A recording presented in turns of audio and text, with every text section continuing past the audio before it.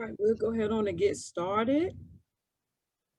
Well, hello everyone, and welcome to Roanoke Electric Cooperative Second Power Hour. I'm Patrice Jordan, Roanoke Electric Cooperative Community Relations and Engagement.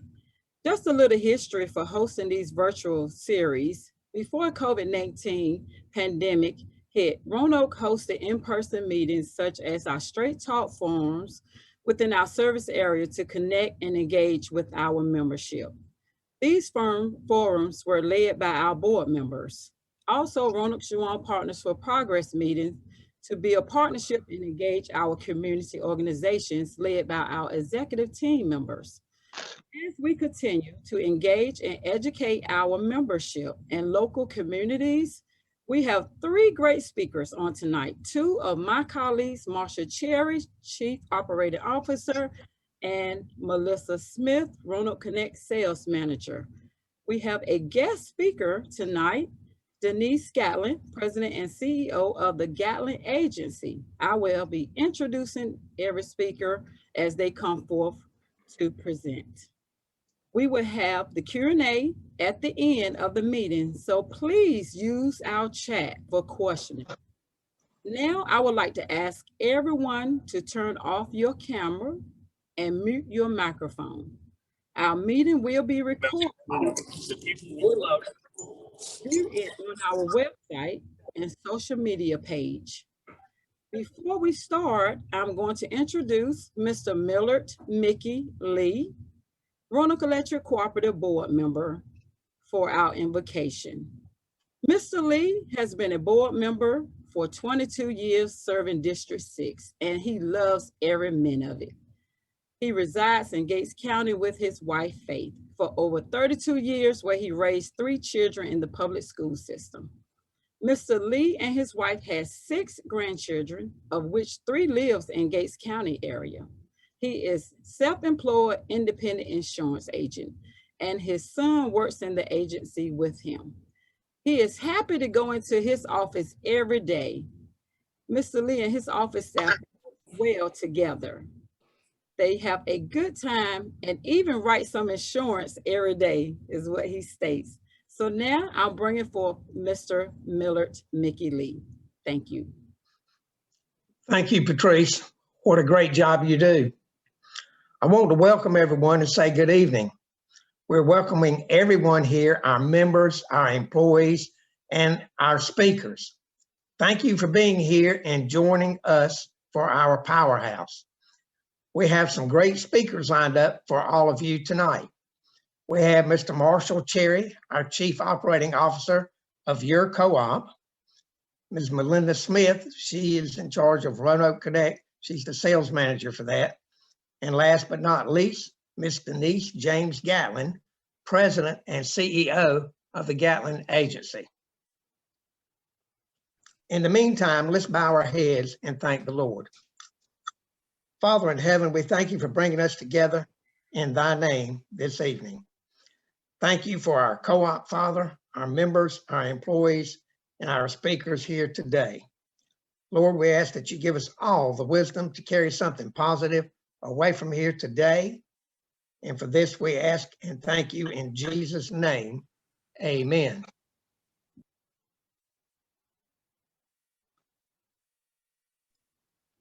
Thank you, Mr. Lee. We appreciate that. So moving to our first speaker, Mr. Marshall Cherry, will be giving an update on clean energy. Mr. Marshall Cherry has served at Roanoke Electric Cooperative for over 28 years and has been the organization's Chief Operating Officer since 2014. Throughout his tenure at Roanoke Electric, Marshall has gained more experience in human resources, safety, customer relations, management, communications, public relations, information technology, organizational development, nonprofit management, and economic development. One of his responsibilities is leading the organization's corporate strategy. Roanoke Electric is a 2016 inductee of the Palladium Group's Hall of Fame for executing strategy. In 2018, Governor Roy Cooper appointed Marshall to serve on the State Education and Workforce Innovation Commission. He is a current member of the Duke Energy North Carolina State President's Advisory Council and Chair, Touchstone Energy Standards and Best Practice Committee. In 2021, he joined the board of directors for Catapult, a human resource service provider, meeting the needs of over 2,300 employees across North Carolina. He received a bachelor's in business administration from Livingstone College, Salisbury, North Carolina. He is also a graduate of two North Carolina's leading economic development leadership programs, North Carolina Rural Economic Development Center's Leadership Institute and Leadership North Carolina. He received an honorable discharge from the U.S. Army Reserves after 8 years of service. A father of 5, Marshall and his wife Cheryl reside in Winterville, North Carolina. So now I present to you Marshall Cherry. Thank you.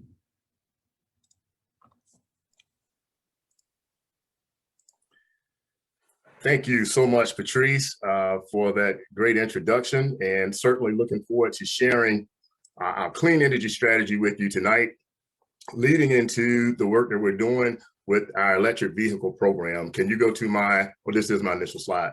So everyone with no member left behind, and diversity, equity, and inclusion being an overarching theme for tonight's session, I thought it would be fitting to highlight the work of one of the most influential civil rights leaders in history, Dr. Martin Luther King Jr. Many remember his "I Have a Dream" speech as a rallying cry for equality for all people, which it was, but its original intent was to call for an end to economic inequality for all people and to demand the right to gainful economic opportunities for all. Dr. King believed that the market operation of the American economy propagated unemployment, discrimination, and economic injustice. Next slide, please. So recognizing the diversity in our region, as well as the impacts of the historical legacy of racial inequity in the American South, at Roanoke, we strive to work collaboratively on meaningful solutions. The consequences of high-risk energy choices, like climate change and pollution, disproportionately impact minority populations, lower income households, and other groups. Clean energy solutions can help reduce this burden and the negative consequences associated with these choices. Roanoke Electric Cooperative strives to prioritize efforts and partnerships with affected communities, working alongside individuals to engage in changing systemic inequities in energy systems. We're working right now in lockstep with our power supplier, the North Carolina Electric Membership Corporation, to establish a clean energy strategy that will lead to zero carbon emissions in less than 30 years from now, 2050. And an intermediate milestone is reducing our carbon footprint to the 2005 emission levels by the year 2030. So the points on this slide really represent the steps that we're taking aggressively to meet this goal. Next slide, please.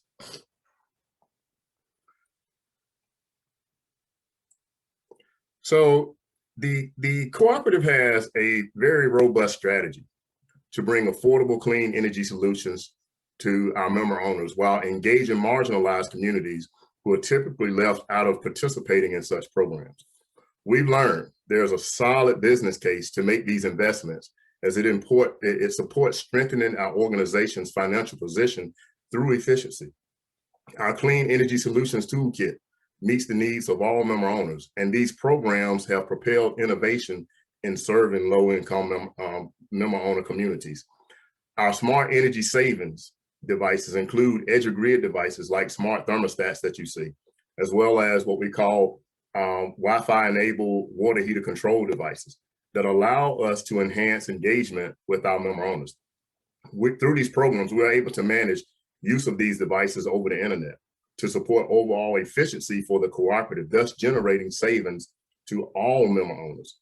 The cooperative invests up to about $650 in installation costs for these devices. And the member owners typically can save anywhere from about $250 to close to $275 per year on their electric bill by participating in this program.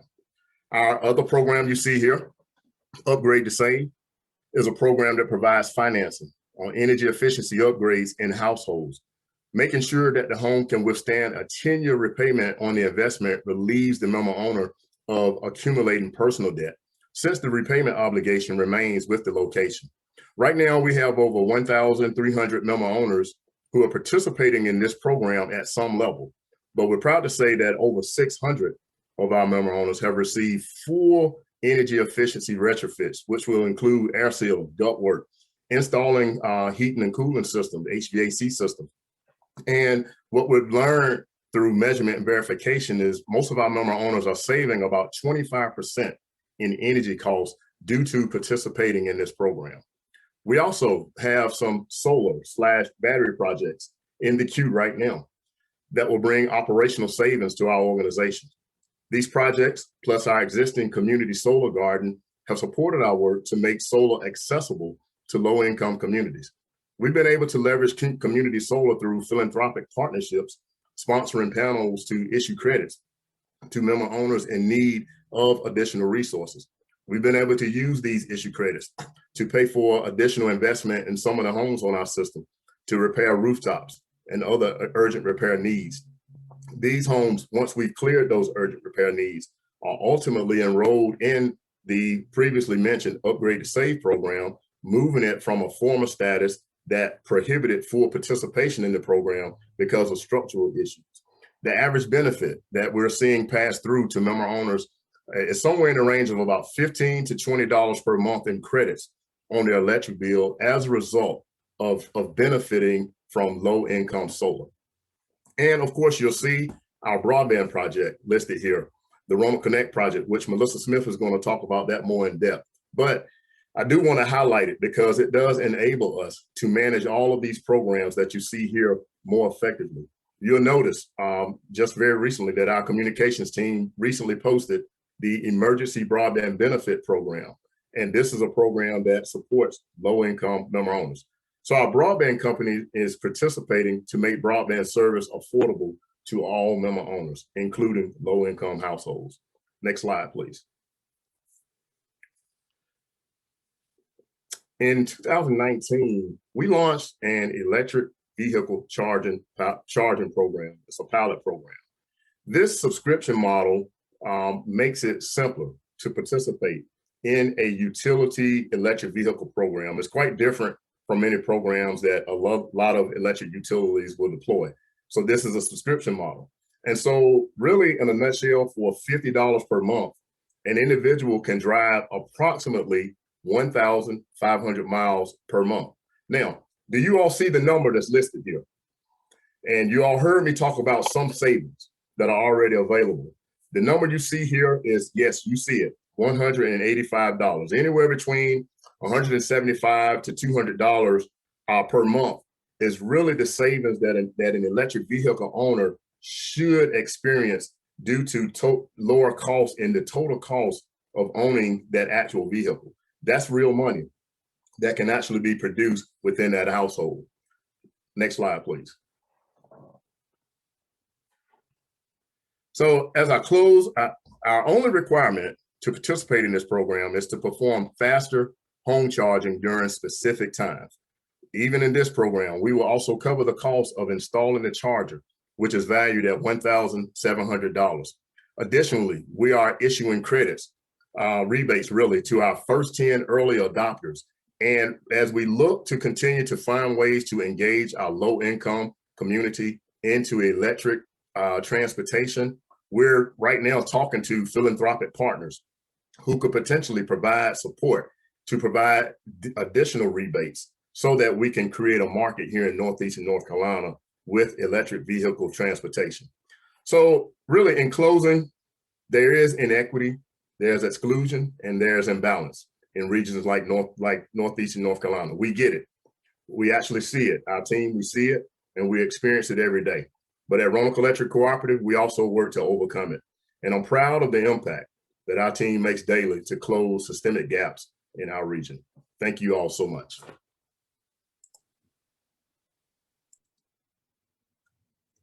Thank you, Marshall, for a clean energy strategy update. And you said it best, definitely savings. Now we will have Melissa Smith, Roanoke Connect Sales Manager. Melissa Smith is our sales manager for Roanoke Connect. She has 12 years experience in the wireless industry with 10 years in management. Melissa resides in Ahoskie, North Carolina with her family and loves doing DIY projects, doing it yourself, and working in the yard. Now I turn it over to you, Melissa. Thank you. Thank you, Ms. Patrice. Hello, everyone. Here's our Roanoke update for May. Next slide.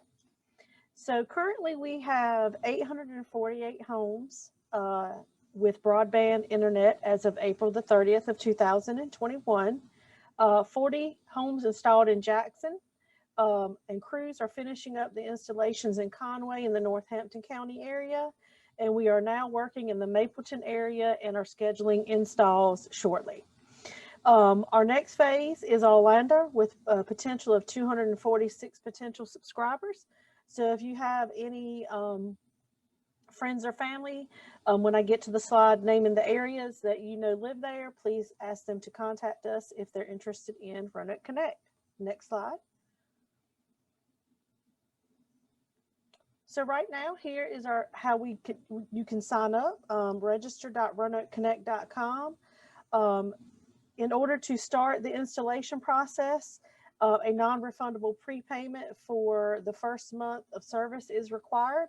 So we are making calls currently to all our subscribers to get that first payment up front from whatever plan they choose. But this is our Orlando phase. So just to name a few of the roads, we're going down Jernigan Swamp Road, Center Grove Road, through NC 305 in some areas, and Jenkins Lane. And then we will be moving on to our Reduca phase. So any of these roads that you see listed here, Saunders Road, Byram Road, Jernigan Lane, Joe Henry Lane, and some parts of US 13 North will be some of the areas that we will be covering in the Reduca area. Next slide.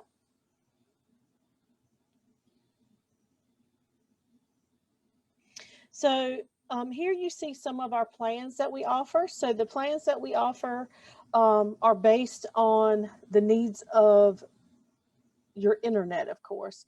The plans consist of different variations from our bronze package that's for households of 1 to 5 connected devices that are looking to check emails and social media, connect with friends and family. The upload and download speeds are the same.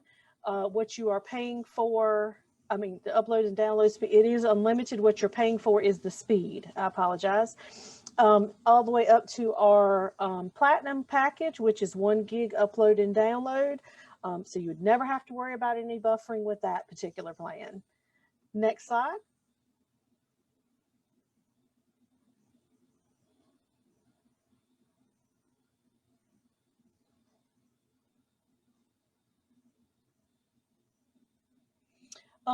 Here is something I wanted to kind of spend a little bit of time on. Just trying to make everybody knowledgeable on what all it takes for us to bring the internet to your home. It is a quite lengthy of a process, and there are many steps that are involved in this. So we kind of just broke this down so that we would be able to share this with you guys, so you would kind of know where it starts to where it ends in the process that it takes. So the overall build out, first thing we do is prep and install the hut.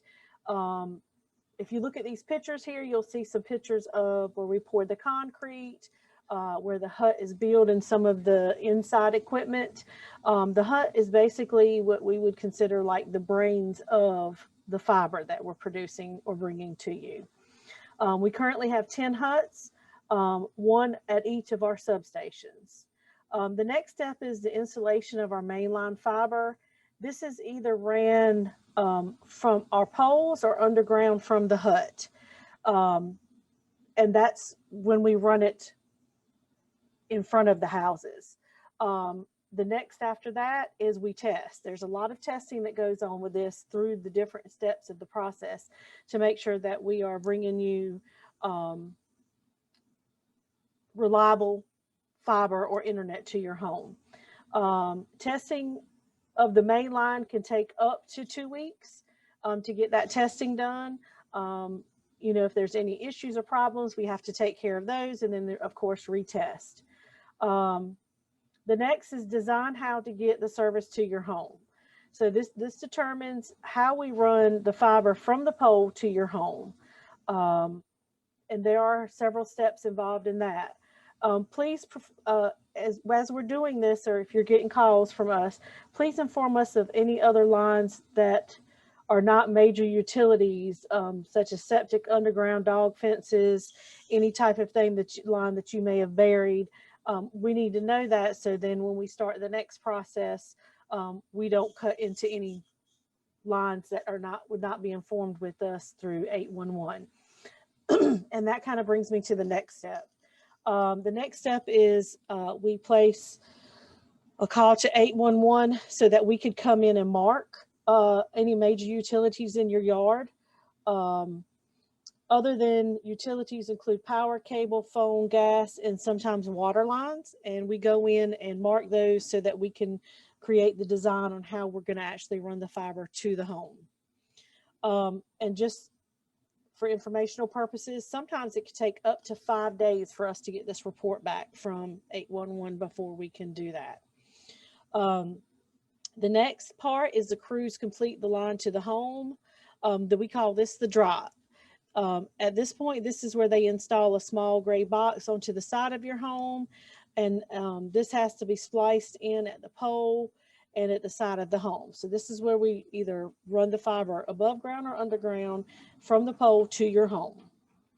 And at that point, there's more testing, more testing, more testing, more testings from the pole to the home. And at that point, once everything is cleared and marked ready for service, we begin the home installations. And this is where our installers come out to your home. They actually go in your home, well, they go underneath your home first and run the fiber under the home into the house. And then we place the router and help set up the home. This is also where we would install any of the smart grid devices that we offer. And right now, if you are a member owner and are receiving internet, we can waive the installation fee for you with a installation of one of our smart grid devices, as Mr. Cherry went over, and we are providing these smart grid devices free to our member owners. Next slide. So here are just some steps as far as the 411 for the 5 steps for safe digging. Notify before you do any digging, and we ask that you do this as well. Once we've done the fiber, run the fiber, you don't want to do any digging and actually come in and break the fiber that we've buried, because then we're going to have to come back out there and fix it and you won't have any internet. So notify, wait, confirm, respect the markers that are provided. That's going to let you know where you should not dig, and then dig carefully. Next slide. Here are just some pictures that we have submitted for you guys to look at to kind of let you know what all it takes to run. As you can see through some of these pictures, the top left is one for our main line being dropped. The one at the bottom with the guy holding the yellow pole, that's actually, he's testing a clearance. That's something also that we have to do to make sure that we have enough clearance when we're running lines. And the fella in the mud, this is one of our guys. When we had all that rain, we were trying to get a hub prepared. And, you know, he's almost waist deep in the mud trying to get this fiber put together so we can get it to the homes. Next slide. And then here is also some slides of sometimes the guys, you know, they don't have availability for being inside and they have to kind of work with what they've got. Here's where they actually pulled a table out of a truck and is putting the device on the table to go in and look through it, make sure everything's right. We kind of improvise sometimes. And right here to the left is where you see some fiber had gotten damaged and we had to go back and fix that. So again, just be careful when you're digging or doing anything else. Be mindful of the fiber that we have. Next slide. So this part right here, this is great. We just incorporated this new map that we got designed, which we feel is a lot easier to read and navigate through and can be found on RoanokeConnect.com. You've got different colors here. The green is connected and ready for install, all the way down to where we're going, where we're planning on going. So this is very informational, and it also gives you the time frame at the bottom. And this again can be viewed on our Roanoke Connect website. Next slide. Where to next? Paducah in Gates County, Easton's in Gates County, Windsor in Bertie, and Maryhill in Bertie County. So we are really excited about these next phases that we're going to. There is some of these phases where we do understand some of our member owners don't even have internet. So please be patient with us. We are working very hard to get to your area. Next slide. And then here's our information. Basil and myself and Basil, my counterpart, are always here to help and answer any questions that you guys may have.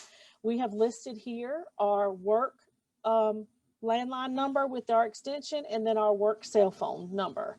If you have any questions or concerns, feel free to call us. We also communicate via text message if that's easier for you.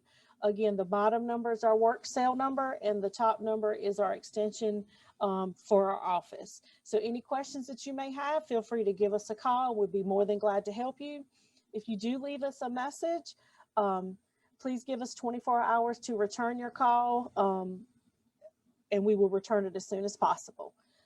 Thank you very much, and that's my update from Roanoke Connect. Thank you, Melissa, for the Roanoke Connect update. Now we will have our guest speaker tonight, Ms. Denise James Gatling, presenting on diversity, equity, and inclusion. Denise James Gatling, founder and CEO of the Gatling Agency, LLC, has over 30 years of experience working in the corporate sector at senior and executive levels in finance and diversity. Before establishing the Gatling Agency, Denise held an executive role in procurement where she led global supplier diversity and business development at GlaxoSmithKline, a multinational pharmaceutical company. Throughout her career, Denise has implemented diversity initiatives to achieve company goals by designing and developing business cases, research studies, education awareness, and strategic plans. An expert in the leveraging of diversity, Denise is highly sought after to speak at national and international conferences. For example, as a U.S. corporate delegate to Australia, Brazil, China, Ghana, South Africa, and the United Kingdom, she presented strategies for the implementation of diversity initiatives in support of international business operations in underserved communities. Denise is a results-oriented change agent for equality. That much was shown when she led a coalition of corporate business and advocacy leaders to address the arbitrarily set net worth cap limit that created inequities and prohibited equal access to corporate and government procurement opportunities for small disadvantaged business. Additionally, she provided and facilitated input throughout congressional roundtables and testimonials before the U.S. House of Representatives and Senate, to tear down barriers to economic development, which result in revisions to existing regulations. Over the years, Denise has provided interactive and proactive leadership in community service and business advocacy. Some of her involvement portfolio includes board member and vice chair of the Maya Angelou Center for Health Equity, board member of Harvard Kennedy School of Government Women's Leadership Board, board member of Congressional Black Caucus Foundation, co-founder of the Supplier Diversity Pharmaceutical Forum, treasurer of GlaxoSmithKline Political Action Committee, and member of the Advisory Council of the North Carolina Department of Transportation's Office of Civil Rights. Denise earned a Master of Business Administration from Meredith College and a Bachelor of Science in Business Administration Management from North Carolina Agricultural and Technical State University. She is certified in Lean Six Sigma. Now I present to you all Ms. Denise Gatling. Thank you.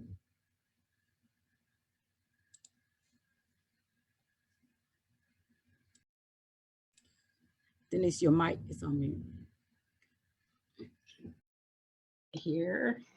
What about now? Can you hear me? Yes. Okay, wonderful. Thank you, Patrice, for that introduction. And let me start by saying thank you to Roanoke Electric for inviting me to speak with you during this Power Hour.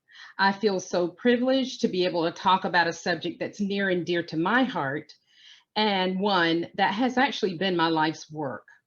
So if you could advance to the next slide.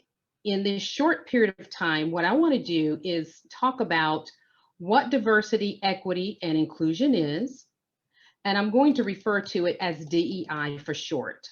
I want to explain why it's important. I want to share a little bit about how companies are integrating DEI and share with you what Roanoke Electric is doing. So next slide, please. First, let's focus on diversity. What exactly is meant by diversity? Well, in short, diversity is about differences. And let me just say, differences are not a bad thing. When most people think and hear the word diversity, they automatically think about a person's race or their gender or their ethnicity. But as you can see, diversity goes well beyond that. You look at some of these characteristics. Some people have been in the military, and I can't see anything negative about that. So being in the military is one of those characteristics that makes an individual diverse. These characteristics yield different experiences for us, and they can create different member service needs because none of us are the same and none of us have the same needs. So on the next slide, I want to illustrate what is meant by equity. So if you could flip to the next slide, please. So looking at this image, I think the best way to describe equity is to demonstrate the difference between equality and equity.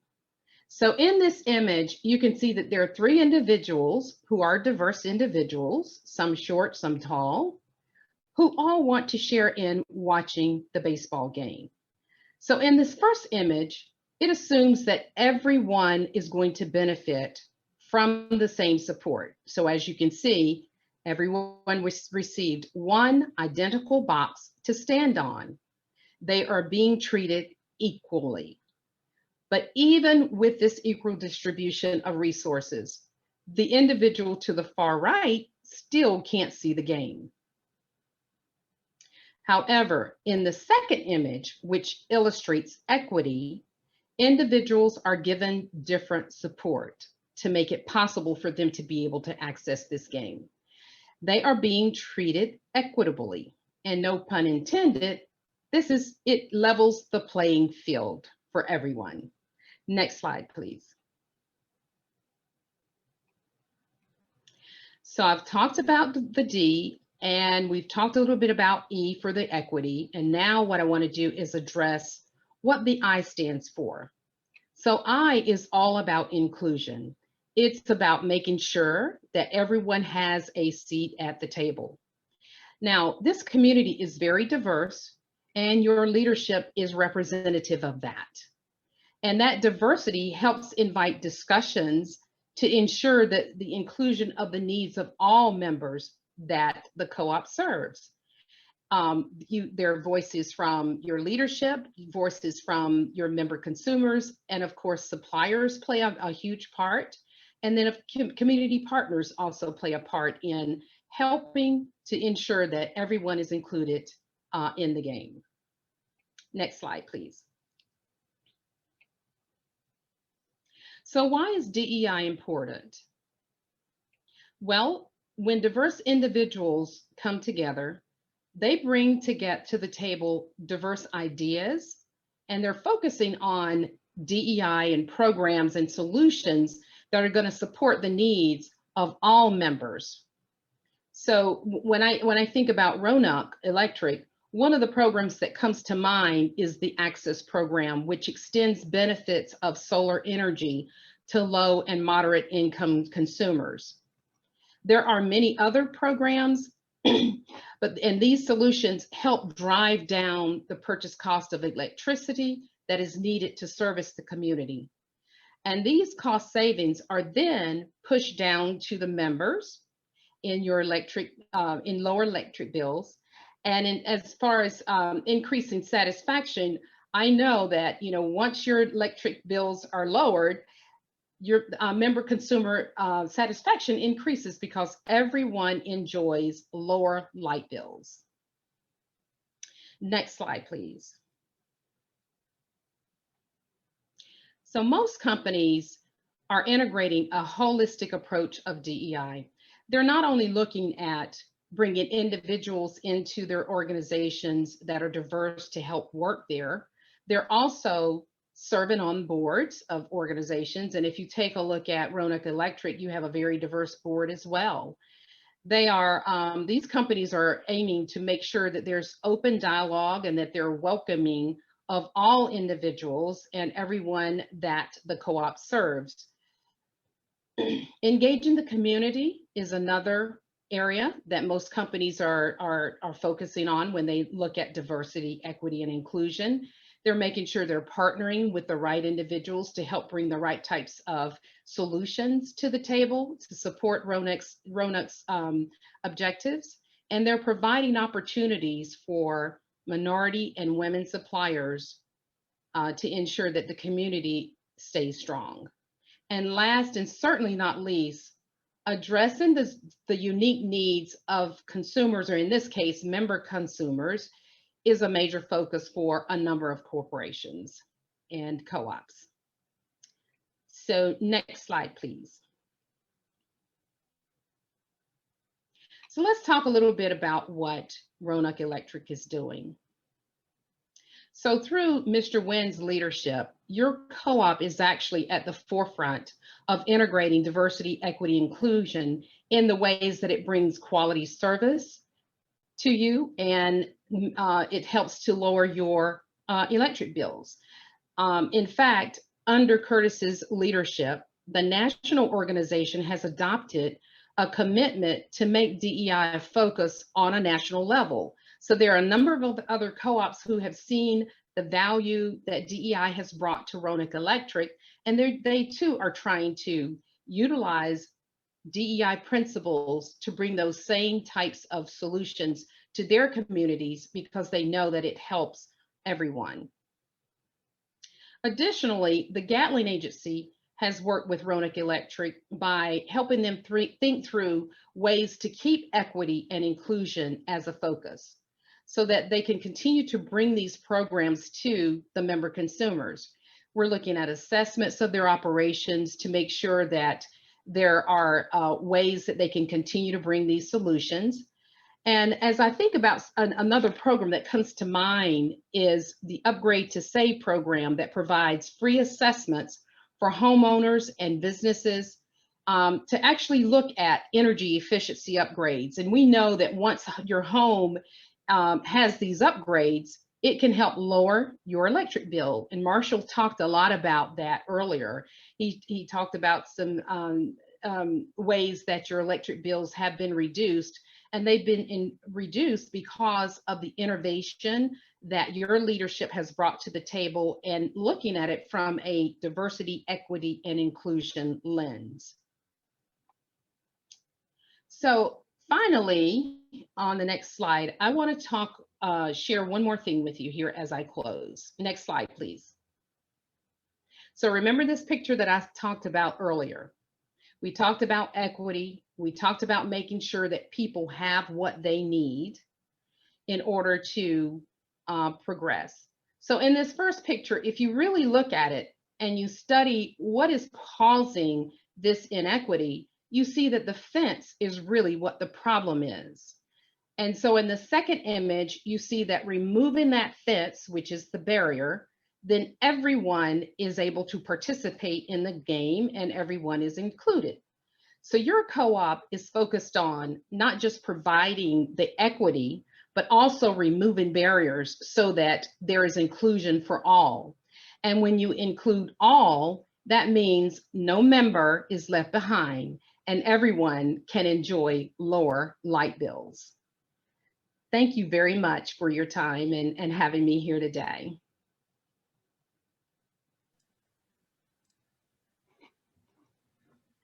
Thank you, Ms. Gatling. That was definitely very informative information. As she stated, I mean, really, no member left behind, that we all have a voice. Now we're going to open up for Q&A. So if you have any questions, please put it in the chat. I'm going to ask all speakers if they can turn their cameras on, and we'll direct all questions to you once they come in. So if anyone have any questions, please place it in our chat, and our team members will definitely assist to make sure that your question get answered.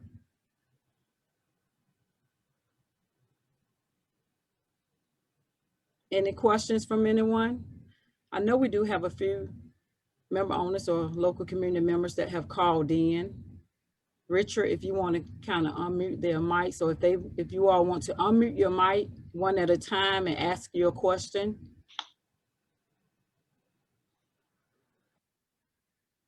Good afternoon. Good Can you afternoon. hear me? Yes.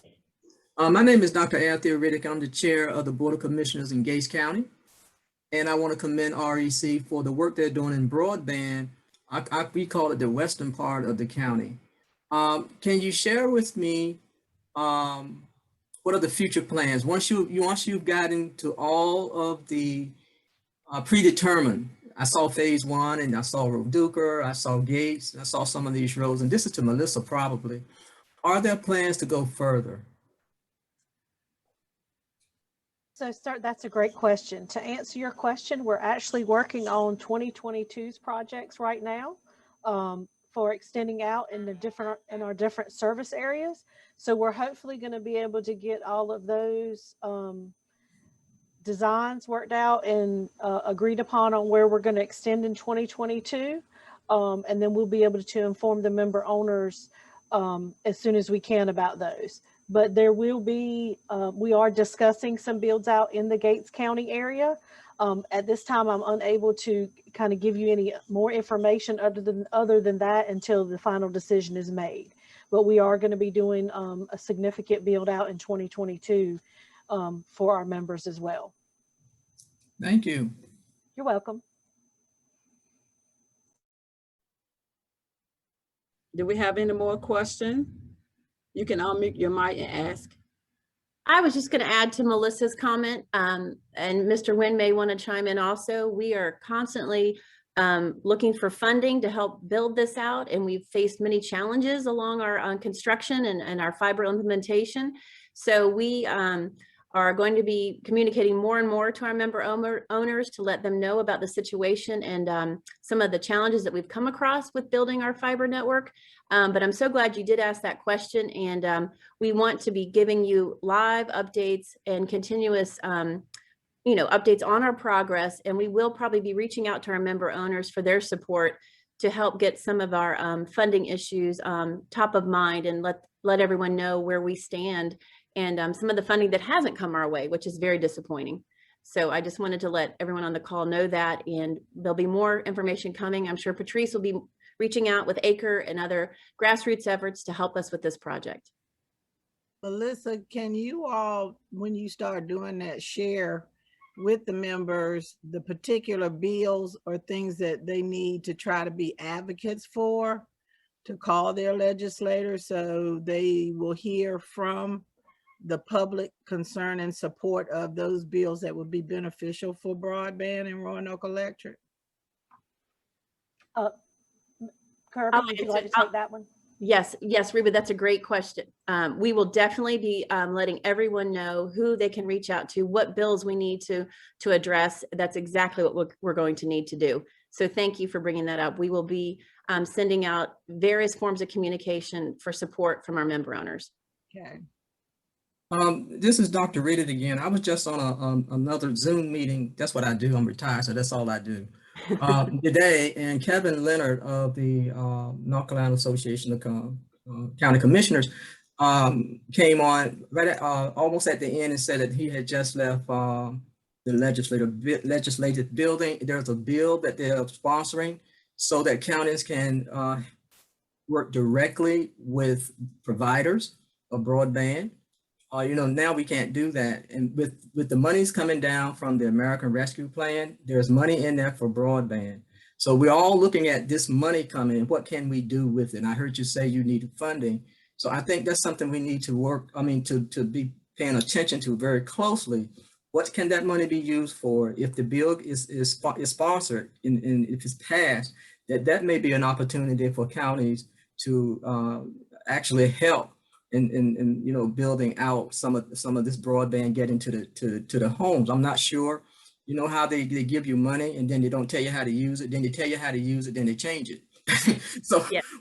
We're waiting for some definitive answers as far as what can we use the dollars that are coming down from the ARP as far as broadband, because we are really hurting in Gates County and other counties because COVID exposed us to the lack of broadband in these homes for these students and for people who had to work from home. Yes. It's just something we are working on. So I will be watching that very closely, watching Roanoke Electric, where you are, what you're doing, what you need, and I will be joining these sessions. This was a fantastic session. All of you did a good job. I just want to say that before I put you off, but it was succinct. It made sense. It was at my level so I can understand it. Everything, all the presenters were fantastic. I love the diversity, equity, and inclusion. I might try to get you down to Gates County because we need help. But yeah, we need help. So Marshall, I finally see you. I've heard your name. So thank y'all for putting this on. And Reba, thank you for alerting me that it was on. She told me about a half hour before it started. I'm like, I'm trying to eat. But anyway. I finished my food. So, but thank you for the information, and you'll be hearing from Gates County. Mm-hmm. And Dr. Riddick, this is Curtis Wynn. I look very much forward to meeting you. Glad to hear your voice come across, and looking forward to having a sit-down conversation so this will be on our list of topics that you and I are going to talk about very soon. So thank you for joining us tonight. And please forgive Reba for interrupting your dinner. I'm glad. That's okay. It was worth it. It was worth it, Curtis. I think we have a meet and greet with the new county manager with you on the 24th, which is Monday. I believe somebody. Yes, that's right. Mr. Tim Wilson, he's our new county manager, 2 weeks old. He said it feels like 20, but he ain't seen nothing yet. I didn't tell him everything. When you recruit, you don't tell him everything. You run them off. So I'm hoping that REC will help us retain him for years to come. But I look forward also to meeting you, Curtis. Thank you. And I think we had a question pop up in the chat I read as where you could find the map that we showed on the presentation. We are getting that map uploaded if it's not already uploaded to our Roanoke Connect website, and it could be accessed there. If you would like to text me your email address, I would be glad to send you the link directly, whoever put that in the chat, so that you could have easy access to it. Yeah, Melissa, I'll add that that map is hot off the press. We are working with our web company to upload it, so it's not quite there. But please, please email Melissa at msmith@roanokeelectric.com and she can send it to you. But it should be up by tomorrow. We're working on it this very moment. So we are excited to have that, to share that with you all. And I apologize that it wasn't on before this call, but our web company is 3 hours behind us. So it will be up momentarily. Bear with us. Thank you. Kirby, since we have you on, it was a question: as the impact of the pandemic continues, is there assistance to help member owners with their electric bill this summer? Well, we work with our various social service agencies, and there is some funding through those outlets. So I would steer members to go to CADA and to the other groups and see if there's some funding. I did see, Patrice, I think you saw it too, that the funding would roll over. If you qualified last year, you automatically go into the system for this year too. So there is some funding available. You may have also read that there is some funding for current subscribers of Roanoke Connect through the Emergency Broadband Act. We had one member owner tell us today that she signed up online. It's through the FCC. And that's another way that it can help with Roanoke Connect with internet costs. So we encourage member owners to go out there and check that out. We had that in the call this week, the newsletter that went out that will give you the direct link, or you can reach out again to Melissa or to myself and we can send you the link directly. But there is funding definitely for electricity and for internet. Thank you, Kirby. Mm-hmm. This one is for Denise. What tools or resources would you recommend so the public can learn more about equity or equity in the context of energy? So I believe that as far as knowing about it in the context of equity of utilities, I think that's what you're asking, right? Electricity. Yeah. So I think the best thing, because it seems to be a little bit new for the utility industry, and that's one of the reasons why I'm working with Mr. Nguyen and some of the other co-ops to understand what, basically what is their objective? Why is this important to them? How can they weave it into their organizations? And doing assessments for them to see exactly where they want to hone in, because DEI is so broad. You really need to kind of assess and see where you want to be, because if you're thinking, I'll use this for example, if you're looking at, diversifying your workplace, then there's a different resource for that versus if you need to get suppliers on board.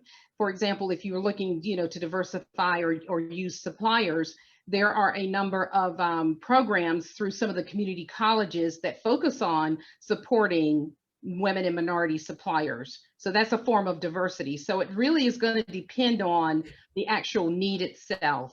I do have a website. It's www.thegatlingagency.com. If you have questions, feel free to post them through there, and I'll get you answers to any additional questions that you might have. And I'd like to add something to that. There's a live local example we have here at Roanoke. And Denise, you talked about our access project earlier. And, I really enjoyed your presentation when you showed the fence, those examples. We have many low-income member owners on our system who cannot access this great program that we call Upgrade to Save, because the fence or the barrier is the housing deficit that we have here in Northeastern North Carolina. What we have learned when we go out to visit homes to do energy assessments to determine whether or not we can perform weatherization, we're learning that there are urgent repair needs. There's a roof that needs to be repaired. There's a hole in the floor. That's the fence. So what we have been able to do through the Access Project, which we're participating with other co-ops, but we actually started our own called Solar Share. Really, technically, ours is Solar Share. We've been working with philanthropic support and partners and stakeholders who have provided us with grant dollars. And with those grant dollars, what we're doing is we're sponsoring solar in what's called a community solar garden that gives low-income member owners access to solar ownership. Now, the credits that they receive, because now they own power, they own solar power, we're able to leverage that against an investment that we need to make into that home, so that this urgent repair need has been taken care of. Once we have cleared that hurdle or removed the fence, now we can move the home into upgrade to save. That ultimately can lead them toward the 25% savings that I talked about earlier. One good thing about us as a business is that we're learning is that many of these homes that are in houses, individuals who are in houses that are very inefficient and have these urgent repair needs, they're some of the highest contributors to the most expensive power that we purchase. So the more we can flatten that curve, the better it is for our utility. So Carlton, there's a business case for the utility. And this is a message that we've been working on passing out throughout the industry.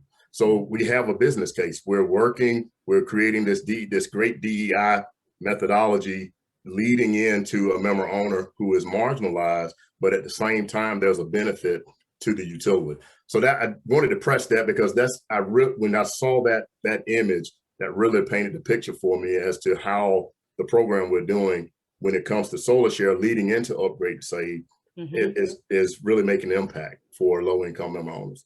Yes. Thank you for that, Marshall. All right. Do we have any more questions? But I do want to recognize Mr. Jason Bolin. He had made a comment out there from a sister electric cooperative in Arizona.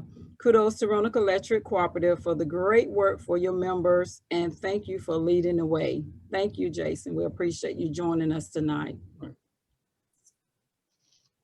And Patrice, I see the final question down here. Are there any plans to allow homeowners to have their own solar panels installed and tied to the grid? I've heard several people interested in solar, but decide it's not worth it once they found out Roanoke doesn't support it. And so with that, we certainly are not against anyone who wants to tie into the grid. Our strategy around integrating a solar panel that's on a roof into our grid is we want to make sure that the wholesale power costs that we're paying when we buy power for all of our other member owners to deliver electricity and sell it to everyone, we want to ensure that everyone else is not paying a higher price point for the energy that's being produced by the solar panel through what perhaps is really called net metering. So we will, we will support it, but I think where you're going with that point is we're not paying retail for the energy that we buy, because there's a wholesale fee that we do pay to deliver electricity to our member owners. So in terms of, I would say, parity and fairness to everyone, we want to make sure that all wholesale power that we do purchase is at a certain level, because it is an increased cost to everyone when we pay a higher cost for 1 or 2 or 5 people. Thank you, Marshall. All right, we are now in the hour, 2 minutes before. I tell you, great job to our presenters on tonight. But I do want to leave you all with this thought is, remember, you are the member owners. You are our community members. You have a voice. As Ms. Gatling states, no members left behind. So mark your calendars for our next power hour, which is scheduled for July the 15th. And the time will be from 2 to 3. So definitely stay tuned. We have some great presenters that's going to be coming forth for the next few series. So help us, please help us spread the word, spread the word to your family, friends, and communities. These are some great meetings. This is where you hear it from the cooperative leadership team first, right here and on Power Hour. So I'm going to go ahead on and end it. But last, we have an incentive because this meeting is being recorded. So it's going to be placed on our website and our social media site. So please share it. When you see it, come out, share it on our Facebook page so that others may see. Thank you all. Have a great evening. And take care, everyone. Bye. Bye-bye.